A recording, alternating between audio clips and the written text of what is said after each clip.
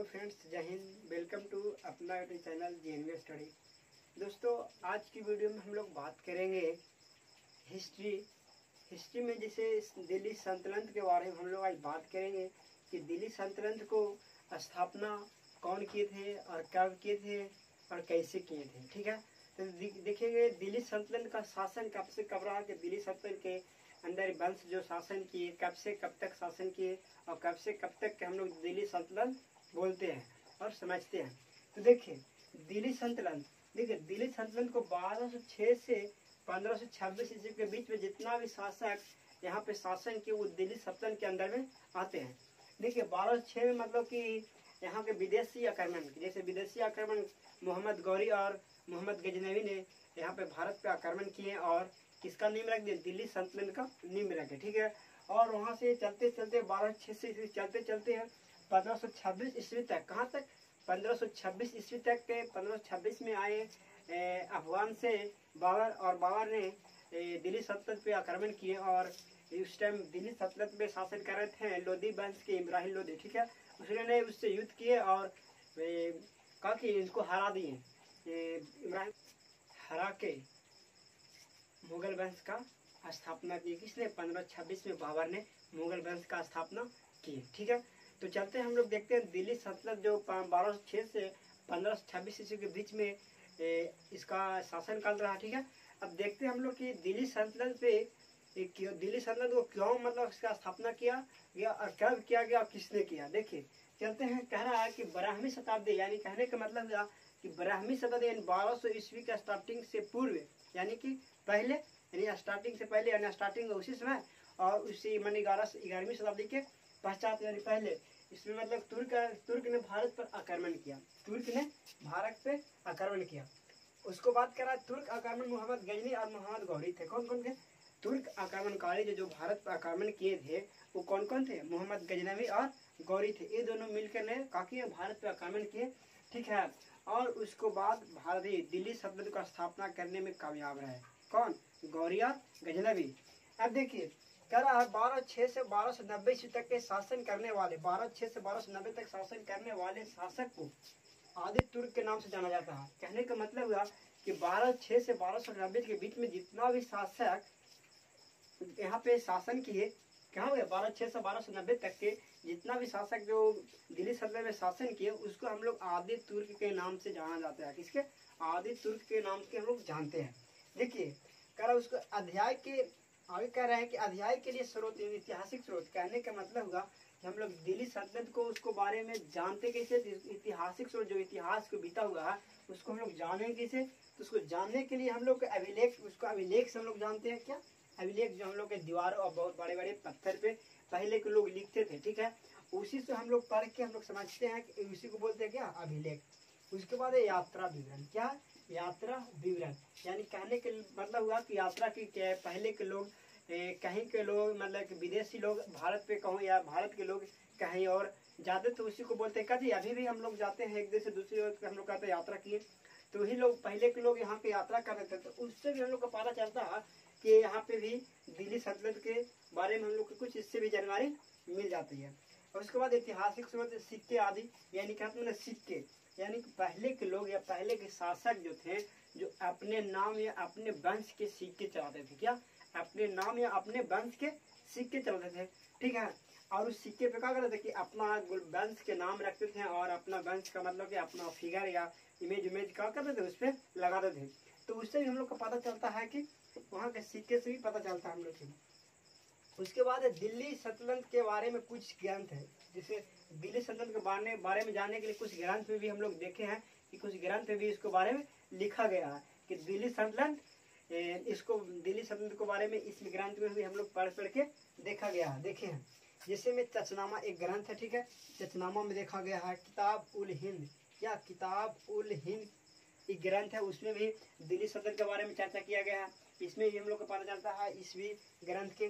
उसके बाद जैनुल अखबार। क्या? जैनुल अखबार। जैनुल अखबार में भी हम लोग को पता चला है कि दिल्ली सल्तनत क्या है, कैसे हुआ, कहाँ नहीं है, इसमें लंथन इसके बारे में ये बताया गया। उसके बाद तारीख मुबारक शाही। क्या जी? तारीख मुबारक शाही, उसमें भी हम लोग को पता चला गया है। ठीक है, उसमें भी दिल्ली सल्तनत के बारे में पता किया गया है। और क्या तारिक ए मसूदी, कभी तारिक ए मसूदी, उसमें भी हम लोग दिल्ली सल्तनत के बारे में पता चला, ठीक है।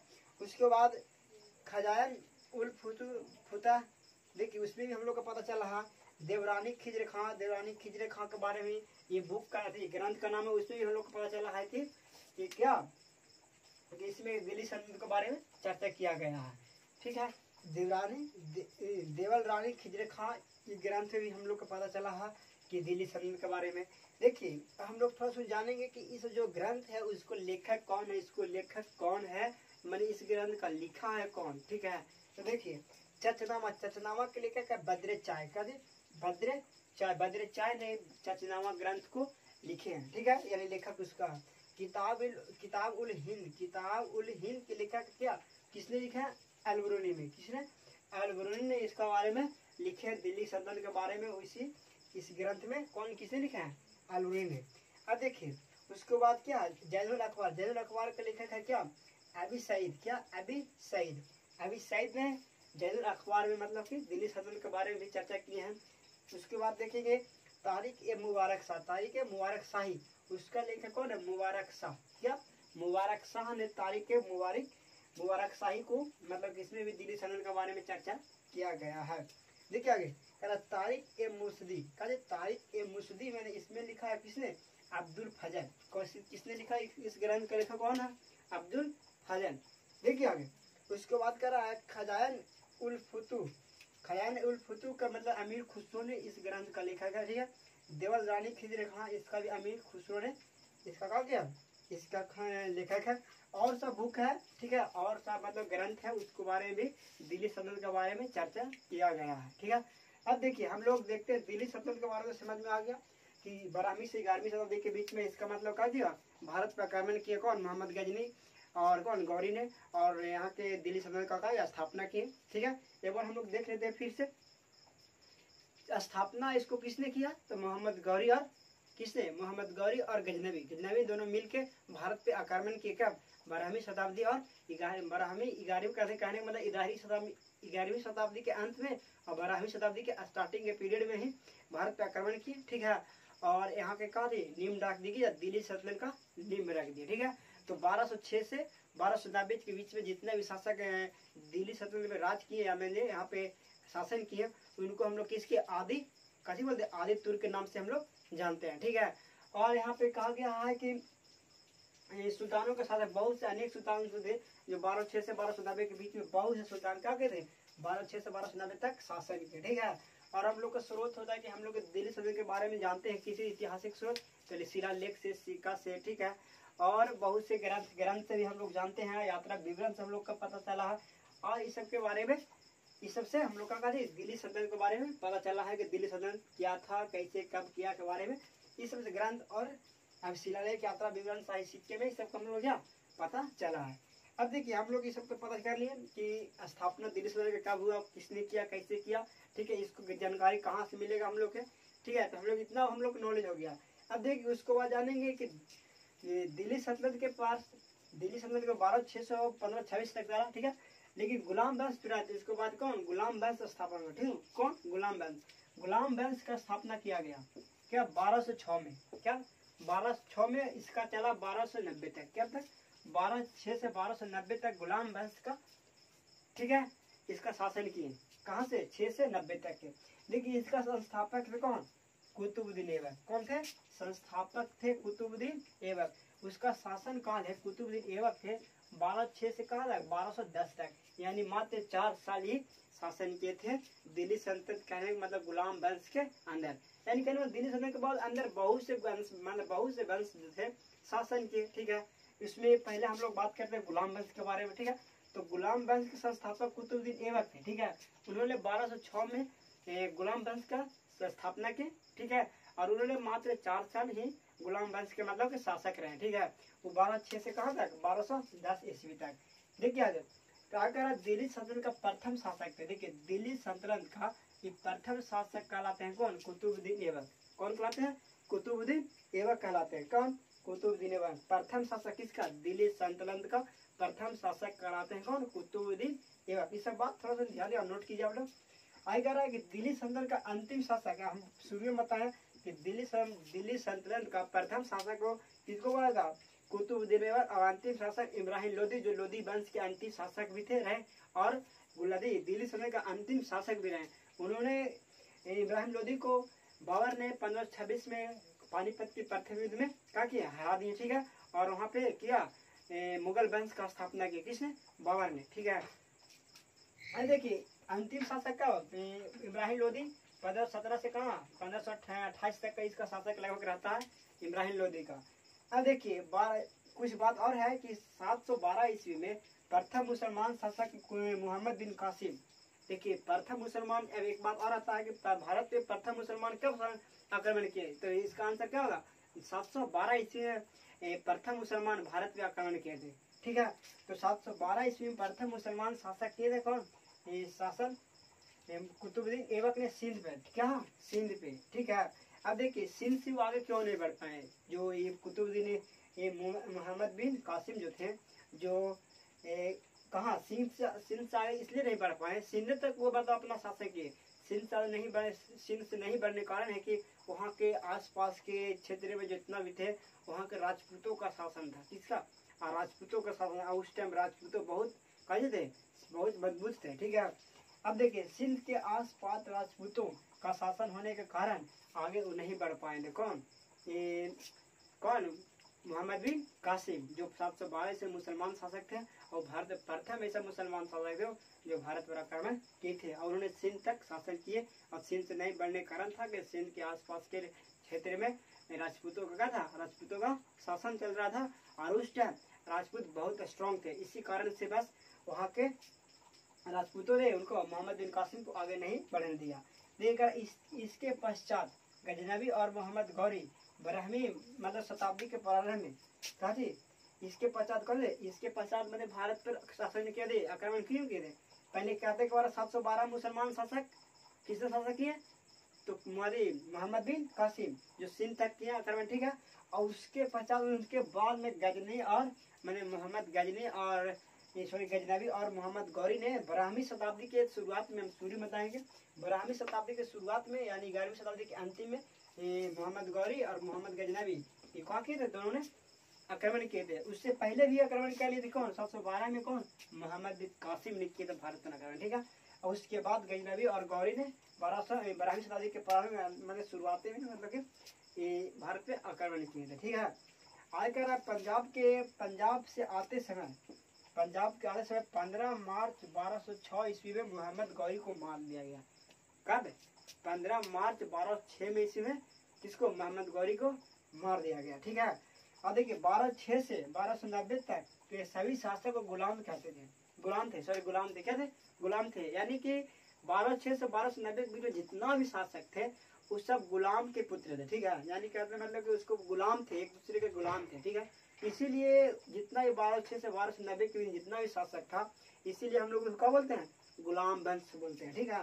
इसी कारण 1206 से 1290 तक के शासक के वंश को गुलाम वंश कहा जाता है, ठीक है। कहाँ से? 1206 से 1290 तक के बीच में हम लोग गुलाम वंश कहते हैं। इसी कारण से कि 1206 से 1290 के बीच जितना भी शासक थे वो एक दूसरे का थे गुलाम थे, या कह सकते हैं गुलाम के पुत्र थे, इसीलिए गुलाम वंश कहा जाता था। देखिए गुलाम वंश के शासक कौन? गुलाम वंश के शासक, क्या? गुलाम वंश के शासक। देखिए अब गुलाम वंश के शासक कौन कौन थे जो गुलाम वंश में शासन किए, यानी 1206 से 1290 के बीच में कौन कौन से शासक थे और कितना कितना साल शासन किए गुलाम वंश से, हम उसको बारे में कुछ चर्चा कर लेते हैं। और नेक्स्ट वीडियो यानी कहने का मतलब अगला वीडियो में, कल की वीडियो में हम लोग आपको हम बारी बारी से बाकी कहने का मतलब गुलाम वंश के बारी शासक के बारे में हम लोग चर्चा करेंगे और बहुत डिटेल से चर्चा करेंगे, ठीक है। बहुत अच्छा से चर्चा करेंगे। कहने का मतलब गुलाम वंश का प्रथम शासक हम लोग जानते हैं कुतुबुद्दीन ऐबक। यहाँ ऊपर ही बताए थे कुतुबुद्दीन ऐबक जो 1206 से 1210 तक इसका शासन काल रहा है। किसका? कुतुबुद्दीन ऐबक का कहाँ तक? 1206 से 1210 तक का शासन काल रहा। अब देखिए उसके बाद कुतुबुद्दीन ऐबक के बाद कौन है? आराम शाह। कौन है? आराम शाह, ठीक है। अब देखिए आराम शाह जो आए, आराम शाह जो 1210 मात्र ओनली 1 साल ही राज किए। कहाँ? गुलाम वंश पे ओनली 1 साल, यानी एक ही 1210 में ही सिर्फ शासन किए। कौन? आराम शाह। उसको बाद आए कुतुबुद्दीन के बाद आराम शाह के बाद इल्तुतमिश। क्या? इल्तुतमिश ने 1210 से 1236, कहने का मतलब हुआ कि 1210 में से कहाँ तक 1236 तक इल्तुतमिश ने शासन किया गुलाम वंश के। ठीक है, कौन? इल्तुतमिश। 1206 से कहाँ तक 1210 से 1236 तक शासन किया कौन? इल्तुतमिश ने। अब इसको बात देखेंगे, इल्तुतमिश का बाद है फिरोज शाह। कौन है? फिरोज शाह। देखिए फिरोज शाह भी ओनली एक साल यानी 36 से पहले शासन किए, उसके बाद इसको रिटायर किया गया कि आप इस लायक नहीं है, आप यहाँ से जा सकते हैं। ठीक है, इसके लिए यहाँ से उसको हटा दिया गया। किसको? मैंने फिरोज शाह। ठीक है, तो फिरोज शाह का मतलब कि लायक नहीं था और आराम शाह भी लायक नहीं था, यानी कह सकते हैं, इसको याद कर सकते हैं, ये लायक नहीं था, ये भी लायक नहीं था। आराम फिरोज, फिरोज को आराम नहीं था, यानी कि फिरोज जो था आराम करने लायक नहीं था, इसीलिए ओनली एक साल इसको राज किया गया है। ठीक है, ये आराम और फिरोज दोनों खा गए थे एक साल, यानी 10 में आई 36 में ओनली ये दोनों एक ही साल शासन किए। कहाँ? गुलाम वंश में।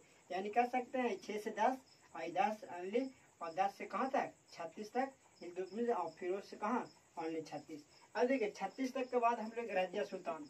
एक रजिया सुल्तान ये बहुत भयानक शासक थे। ठीक है, ये महिला शासक थी। ठीक है, और इसको बारे में हम लोग अच्छा से हम लोग एक वीडियो बनाएंगे आपको, सही शासक के गुलाम वंश में सही शासक के ओनली एक वीडियो में हम आप लोग के समझाएंगे। ठीक है, अब देखिए रजिया सुल्तान हम लोग अभी शॉर्ट में समझ लेते हैं। रजिया सुल्तान, ठीक है, हम लोग आज जान लेंगे, उसके बाद अगला वीडियो में हम लोग जान लेंगे कि रजिया सुल्तान कौन थे, कब से कब शासन चला था। तो देखिए रजिया सुल्तान में 36 से 40 यानी 4 साल तक शासन किए थे। कौन? रजिया सुल्तान। किसने? रजिया सुल्तान ने गुलाम वंश पे कितना 1236 से 1240 तक के शासन किए थे। किसने? रजिया सुल्तान। उसको बाद आते हैं कौन? नासिरुद्दीन मुहम्मद। कौन? नासिरुद्दीन मुहम्मद। उसने शासन किए 1200 कहाँ 40 से कहाँ तक 66 तक, 1240 से कहाँ 1266 तक के शासन किए। किसने? नासिरुद्दीन मुहम्मद ने। अब देखिए उसके बाद कौन आते हैं? नासिरुद्दीन के बाद आते हैं गयासुद्दीन बलबन। कौन? गयासुद्दीन बलबन। गयासुद्दीन बलबन जो थे उसने 1266 से 1286 तक के शासन किया। कहाँ तक? 1266 से 1286 तक। किसने? गयासुद्दीन बलबन ने। उसके बाद कौन आए? कैकुबाद। कैकुबाद जो है 66 से 90 तक, यानी कह सकते हैं गुलाम वंश के अंतिम शासक कौन थे? कैकुबाद। कौन? कैकुबाद जो 86 से 90 तक के शासन किए थे। कौन? कैकुबाद जो थे गुलाम वंश के अंतिम शासक रहे और 1286 से 1290 तक के हम शासन किए। ठीक है, हम लोग एक नजर और फिर से जान लेते हैं पूरा स्मृति के बारे में। ठीक है, देखिए दिल्ली सल्तनत 1206 से 1526 तक चला। ठीक है, दिल्ली सल्तनत का स्थापना के इसका कौन नींव रखे? नींव रखे गजनवी और गौरी ने। बस नहीं, भारत पे आक्रमण करके नींव रखे। ठीक है, और 1206 से 1290 तक के बीच में ये भारतीय दिल्ली में दिल्ली सल्तनत में बहुत से शासक जो थे यहाँ पे राज किए। ठीक है, और था कि दिल्ली सल्तनत पे जो 1206 से 1290 के बीच में जितना भी शासक दिल्ली सल्तनत में राज किए उसको क्या बोलते हैं? आदि तुर्क के नाम से हम लोग जानते हैं। ठीक है, और उन लोग के अध्ययन हम लोग जानते हैं कि दिल्ली सल्तनत के अध्ययन हम लोग किस किस ऐतिहासिक स्रोत से हम लोग को मिलता है? तो शिलालेख से मिलता है, सिक्के से मिलता है, और क्या से मिलता है?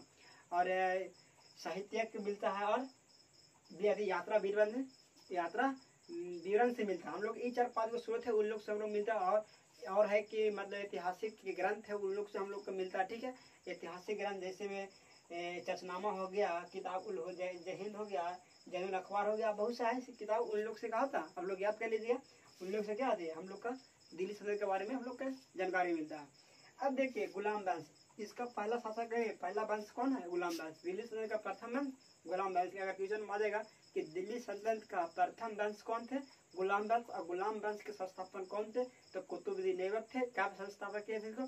तो 1206 में इसको किया गया, और 1206 से कहाँ तक चला गुलाम वंश? 1290 से तक चला, और प्रथम शासक रहे गुलाम वंश के कुतुबुद्दीन ऐबक। या कह सकते हैं कि ये दिल्ली सल्तनत का अंतिम शासक अगर बात किया जाए तो दिल्ली सल्तनत का अंतिम शासक इब्राहिम लोधी थे, जो 1526 में पाटलिपुत्र के प्रथम युद्ध में बाबर ने हरा के और मुगल वंश का स्थापना की। किसने? बाबर ने। अब देखिए हम लोग गुलाम वंश के शासन बारे में जानते हैं। तो देखिए गुलाम वंश से 1206 से 1290 तक चला। ठीक है, यानी कह सकते हैं कि प्रथम संस्थापक गुलाम वंश का प्रथम कौन थे? संस्थापक यानी प्रथम शासक कुतुबुद्दीन ऐबक, और अंतिम शासक कैकुबाद। कौन कौन? कैकुबाद अंतिम, और प्रथम कौन थे? कुतुबुद्दीन ऐबक। अब देखिए कुतुबुद्दीन ऐबक का शासन काल तो जानते हैं 1206 से 1210 यानी 4 साल ही शासन किए। कौन? कुतुबुद्दीन ऐबक ने। अब देखिए दिल्ली सल्तनत का प्रथम शासक रहे, दिल्ली सल्तनत कौन, दिल्ली सल्तनत का प्रथम शासक रहे कुतुबुद्दीन ऐबक। अब क्या दिल्ली सल्तनत का अंतिम शासक, आप बताए हम पहले इमरान लोदी भी रहे दिल्ली सल्तनत का अंतिम शासक। कौन वंश के थे, तो लोदी वंश के थे, और लोदी वंश के संस्थापक अंतिम शासक थे इमरान लोदी। और इन्हों को मार के मतलब कि बाबर ने अपना मतलब कि मुगल वंश का स्थापना किया था 1526 में। अब देखिए उसके बाद 712 ईस्वी में प्रथम मुसलमान शासक कौन, मोहम्मद बिन कासिम ने भारत का आक्रमण किया था, ठीक है 712 में, ठीक है। हम लोग अभी बात करेंगे ना 712 में, इससे पहले भी 712 मुसलमान शासक सिंध तक आक्रमण कर लिए थे। कौन, मोहम्मद बिन कासिम ने। देखिए सिंध के आसपास राजपूतों का शासन होने के कारण उन्होंने आगे नहीं बढ़ पाया। देखिए ये मोहम्मद बिन जो कासिम जो थे जो सिंध तक आक्रमण किए, लेकिन सिंध के आगे नहीं बढ़ने का कारण था कि वहाँ के आसपास के क्षेत्र जो थे, सिंध के आसपास थे, वहाँ पे राजपूतों का शासन चल रहा था। किसका, राजपूतों का शासन चल रहा था। और उस टाइम राजपूत बहुत स्ट्रांग थे, ठीक है, क्या थे, बहुत स्ट्रांग थे। और वहाँ के स्ट्रांग रहने के कारण मतलब मोहम्मद बिन कासिम उसके आगे नहीं बढ़ पाए, ठीक है। और कह रहा इसके पश्चात गजनवी और गौरी 12वीं शताब्दी के प्रारंभ में, मतलब कि इसके बाद मतलब कि 712 में तो मोहम्मद बिन कासिम भारत आक्रमण किया विदेशी, और उसके बाद विदेशी कौन, गौरी या गजनवी दोनों मिलकर भी शासन के आक्रमण किए थे, ठीक है। उसके बाद में दिल्ली सल्तनत का स्थापना किया गया। अब देखिए आगे पंजाब से आते समय 15 मार्च 1206 ईस्वी में मोहम्मद गौरी को मार दिया गया। कब, 15 मार्च 1206 में, मतलब पंजाब से वो आ रहे थे तो इसको बीच में किसी ने मार दिया, ठीक है। अब देखिए इसी कारण देखिए 1206 से 1290 के बीच जितना भी शासन गुलाम वंश में शासक है उनको हम लोग उन लोग थे गुलाम थे, एक दूसरे के गुलाम थे, इसीलिए उस वंश को बोला गया क्या, गुलाम वंश, ठीक है। 1206 या 1206 से 1290 के बीच में जितना भी शासक यहाँ पे दिल्ली सल्तनत के अंदर शासन किए तो वो एक दूसरे के क्या थे, गुलाम थे, ठीक है। और गुलाम होने के कारण ही उन लोग को उसको नाम क्या धर दिया गया, आप गुलाम वंश के, क्या आप गुलाम वंश के, ठीक है। ये देखिए इसी कारण का गुलाम वंश को नाम रखा गया, ठीक है। देखिए गुलाम वंश के शासक के बारे में एक बार चर्चा कर लेते हैं। गुलाम वंश का पहला शासक है कुतुबुद्दीन ऐबक, उसके बाद कौन आए, कुतुबुद्दीन ऐबक 1206 से 1210 तक। उसके बाद आए कौन, आराम शाह, यानी आराम इसको नहीं देना, यानी ओनली 10 तक शासन किए आराम शाह। उसके बाद 1210 से कहाँ तक, 1236 तक ना, 1210 से 1236 इल्तुतमिश जो है, इल्तुतमिश 1210 से 1236 तक शासन किए। और उसके बाद कौन है, फिरोज शाह, उन लोग इससे मात्र एक साल 1236 में इसका बात किया। उसके बाद 36 से 46 तक कौन आ गए, राजे सुल्तान ने 1236 से 1246 तक शासन की, 46 तक 40 तक, सॉरी 40 तक होगा, 40 तक, कहाँ 40 तक शासन किए। और नासिरुद्दीन मोहम्मद क्या है 1240 से 1266 तक इन्होंने शासन की। उसके बाद गयासुद्दीन बलबन 1266 से 1266 तक, और कैकुबाद 1266 से 1290 तक शासन किया। यानी कह सकते हैं कैकुबाद जो थे गुलाम वंश के अंतिम शासक हैं, ठीक है। और इससे बाद हम लोग आज की वीडियो है कि अगर आप लोग को वीडियो अच्छा लगे तो आप लोग इस चैनल को सब्सक्राइब जरूर ठोकिए, ठीक है। और इससे भी और बेहतरीन क्लास लेके आएंगे अगला नेक्स्ट वीडियो हिस्ट्री का, ठीक है। और इस हिस्ट्री में हम लोग कल बात करेंगे क्या, कुतुबुद्दीन ऐबक के बारे में, क्या कुतुबुद्दीन ऐबक के जीवनी के बारे में बात करेंगे। कुतुबुद्दीन की जन्म कहाँ हुआ, कब हुआ, ठीक है। इसको पिता कौन थे, कहाँ मतलब आक्रमण किए, कब आक्रमण किए, कितने में विजेता प्राप्त किए, किसने मारे, कब इसको मारा गया, क्यों मारा गया, पूरा जानकारी इसके बारे में हम लोग कल जानेंगे, ठीक है। और तो कल के वीडियो में हम लोग आज की वीडियो में इतने ही रहते हैं, और कल के वीडियो में पूरा डिटेल से हम लोग जानेंगे किसके बारे में, कुतुबुद्दीन ऐबक के बारे में, ठीक है। कल के आने के पहले हम आप लोग के कुछ इसको बारे में एक बार हम लोग फिर से रिविजन कर लेंगे, ठीक है। तो चलते हैं, थैंक यू। आज की वीडियो में इतना ही, और आप लोग इस वीडियो के लाइक और इस चैनल को सब्सक्राइब जरूर कीजिए, थैंक यू।